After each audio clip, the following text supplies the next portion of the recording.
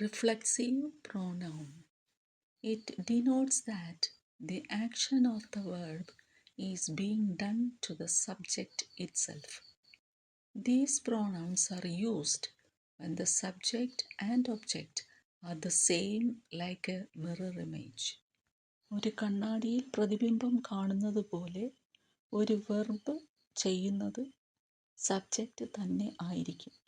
അതാണ് reflexive pronoun. അതായത് subject and object ഒന്ന് തന്നെ ആയിരിക്കും. Example: myself, yourself, himself, herself, itself, themselves, etc.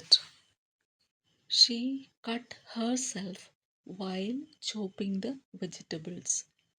അവൾ പച്ചക്കറികൾ അരിയുന്നതിനിടയിൽ മുറിവേൽപ്പിച്ചു. Here the subject she is also the one who got cut. ഇവിടെ സബ്ജക്റ്റായ she തന്നെയാണ് കൈ മുറിച്ചത്. Dog licked itself.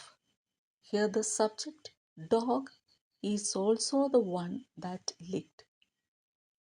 പട്ടി തന്നെത്താൻ നക്കി. ഇവിടെ നായ സ്വയമാണ് നക്കിയത്. I believe in myself. ഞാൻ എന്നിൽ തന്നെ വിശ്വസിക്കുന്നു. Here the belief is the subject I. ഇവിടെ വിശ്വാസം എന്നത് I എന്ന ക്രിയയിലാണ്.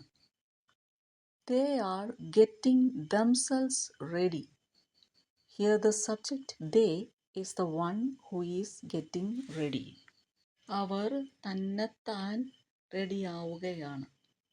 The subject they എന്നതാണ്